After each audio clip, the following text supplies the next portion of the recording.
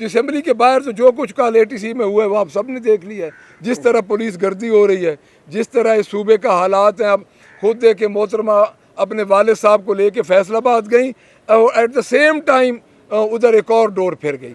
देखिए ये police inspector को आप बुला के उधर लाइव आप चला दें, वीडियो चला दें और उसको कह दें, इससे नहीं काम बनेगा। इस बारे में एक जुडिशल कमीशन बनाया जाए और जो ऑलरेडी जुडिशल कमीशन है उसके चूँकि एक मवाद होता है तो उसके बिफोर पेश होती है सारी जो जिस तरह उन्होंने ये ख़त लिखा, तो मेरी यही सबमिशन होगी honourable chief justice of Pakistan से कि एक मौक़िफ़ आया है तो इस पे इनको ज़रूर ये इनकी इंक्वायरी करवानी चाहिए।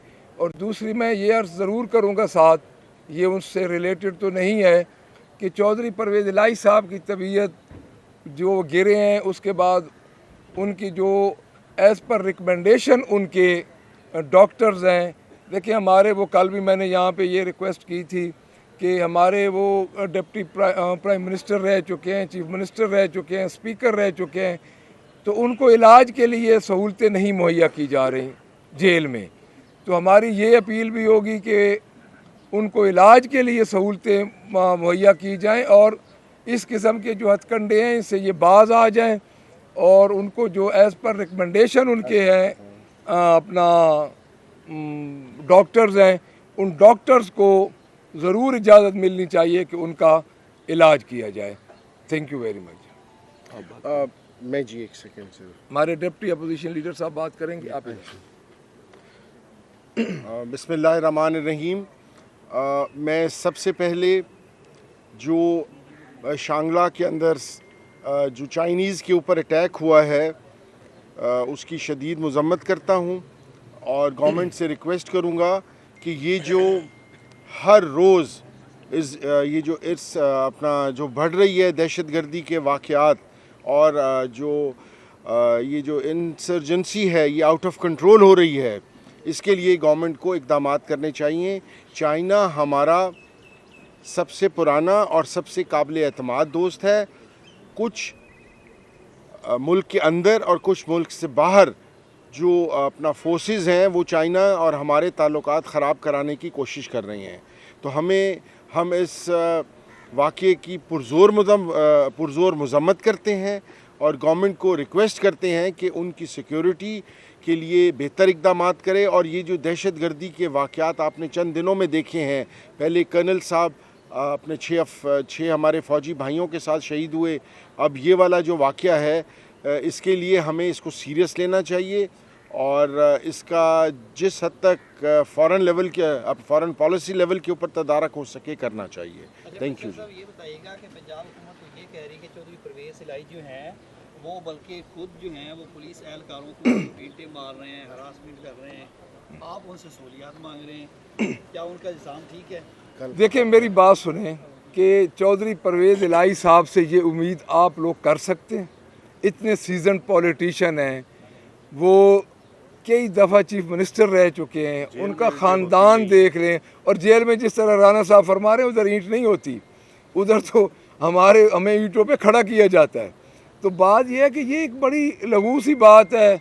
हमारा ये मकसद है कि ये जो आज जो ईंट रख रहे हैं ये इमारत न बने। लेकिन चौधरी परवेज़ इलाही ने कल हमज़ा शहबाज को जिस तरह प्रोडक्शन आर्डर वो करवा के लेके आते थे और रिलैक्सेशन होती थी, उस वक्त उन्होंने स्पेशल रिलैक्सेशन दी थी। उसके बाद 2002 से जिस तरह उन्होंने हमज़ा शहबाज को इधर प्रोटेक्ट किया जब वो चीफ मिनिस्टर थे, तो मुझे ये ज़ाती तौर पे पता है कि हमज़ा शहबाज ने भी पाकिस्तान में नहीं होना था, तो ये चौधरी परवेज़ इलाही की उनके ऊपर मेहरबानी थी कि तो वो एहसान का बदला एहसान के साथ ना चुकाएं लेकिन मेरिट पे काम तो करें। ये तो बिल्कुल फजूल सी बात है जी। अब आप देख लें हमारे मियाँ असलम इकबाल साहब हैं, मियाँ महमूदुर रशीद साहब हैं, तो ये लोग मियाँ असलम इकबाल का क्या कसूर है जी? यहाँ पे पुलिस लग गई एक निहत्ते आदमी के लिए, 3 दिन 4 दिन आप देख लें फोर्सेस लगी हुई थी। मियाँ महमूदुर रशीद साहब कोर्ट में गए और वहाँ से उनको गिरफ़्तार करके और दूसरे दिन उन पर मुकदमा डाला गया। तो ये चीज़ें सारी आपके सामने हैं। तो इसमें हम तो यही कहेंगे कि इतना करें जितना कल वो सह सके, उनकी बारी भी आनी है। और अपोजिशन चूँकि हमेशा एक नेक्स्ट गवर्नमेंट होती है पोजीशन, तो वो खुद देख लें इसका, वो जिस तरह कर रहे हैं। चौधरी परवेज़ इलाही के मतलब कोई बंदा गुमान भी नहीं कर सकता वो किसी के साथ ऐसी हरकत करे। आपने 6 जजेस की बात की जिन्होंने खत लिखा है, 6 जजेस ने, और यही बात जस्टिस शौकत सदीकी ने की थी। जस्टिस एजाजुल एहसन वो मुस्ताफ़ी हो गए, मोस्ट सीनियर तरीन जज थे, और इसके बाद चीफ जस्टिस बना था। Justice Shahid Jamil Lahore high court से मुस्ताफ़ी हो गए। तो आप क्या समझते हैं कि ये उनका एक तसलसल है, और दूसरा जो मुल्की एजेंसीज पर इल्ज़ामात लगाए जा रहे हैं, तो आप क्या समझते हैं कि उनकी तहकीकात किस सतह पर होनी चाहिए? देखिए जी, पहली बात तो ये है कि मैं नहीं समझता कि ये उसका तसलसल होगा। मेरी मालूमात इतनी इस मामले में नहीं है, ये जुडिशरी का अपना मामला है। अब मैं उन जजेस के इस्तीफ़ों को इनसे रिलेटेड नहीं कर सकता क्योंकि मेरे पास इस किस्म की मालूमात नहीं है, पहली बात। दूसरी बात यह है कि हम किसी पे इल्ज़ाम नहीं लगा रहे, हम इल्ज़ाम नहीं लगा रहे, हम इतना कह रहे हैं कि एक मौक़िफ़ आया है उस पर आप तहकीकात करवा लें। इल्ज़ाम लगाना बड़ा आसान होता है, हमारे लिए तमाम इदारे जो हैं वो हमारे लिए काबिल एहतराम है। हम ये नहीं कह रहे कि फ़लाँ इदारे ने किया है, फ़लाँ एक प्राइवेट शख्स ने किया। हमने उनका एक 6 जजेस का एक ख़त आया है उस तो कहते हैं कि चीफ जस्टिस इस्लामाबाद मुस्ताफ़ी हों। सर डेफिनेटली हमारी पार्टी का अगर उनका ज़ाती मौक़िफ़ है तो वो अलहदा बात है, अगर हमारी पार्टी का मौक़िफ़ है तो हम ज़रूर उस पर उनकी तायीद सब करेंगे। यही बात जस्टिस शौकत सदीकी ने भी की थी। जब उन्होंने ये बात की तो उस वक्त ये नहीं किया, कहा गया कि इनकी इंक्वायरी करवाएं, और ये जो 6 जजेस हैं वो भी उस वक्त उनके साथ शामिल नहीं हुए। रिज़ल्ट ये निकला कि शौकत सदीकी को नौकरी से फारग कर दिया गया। क्या उस वक्त आप इसकी कार्रवाई करवाते, ये इंक्वायरी करवाते, तो देखिए आज जी, वो इन तो जजेस को ये खत लिखना वो तो सुप्रीम कोर्ट का फैसला आ चुका है, शौकत सदीकी साहब का तो आ चुका है ना जी। तो मेरे ख्याल में जब सुप्रीम कोर्ट का फैसला आ चुका है तो उस पर आप बात ना ही करेंगे। थैंक यू जी। अपोजिशन लीडर हैं पंजाब असम्बली के अंदर, आपके कायदे ईवान है मरियम नवाज साहबा, क्या आपको मेरी नहीं है। ईवान का हिस्सा तो है ना सर? अच्छा ये बताएं कि आपके साथ जो सलूक हो रहा है पंजाब असम्बली के अंदर या बाहर, वो ठीक है? और दूसरा उनकी कारकर्दगी जो है पंजाब हुकूमत की, उसके ऊपर क्या कहें?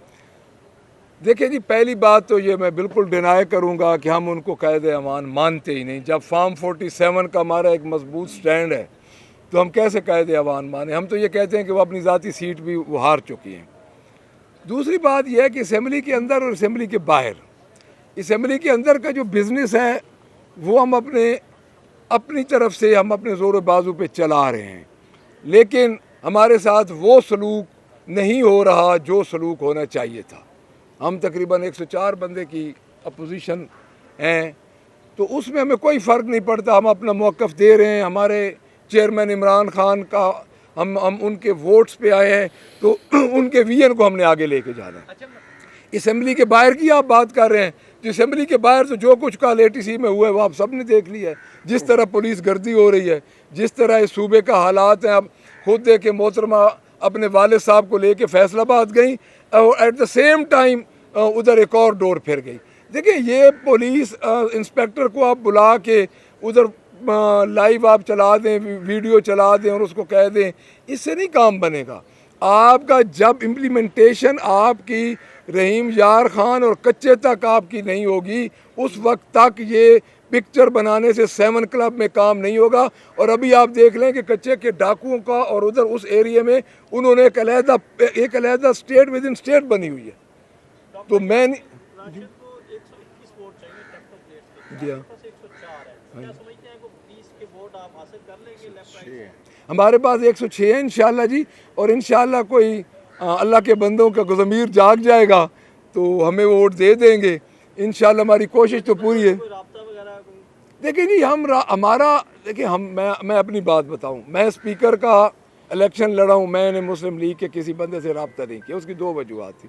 एक वजूहत ये है कि जो बंदे फार्म 47 के हम उनको मानते ही नहीं।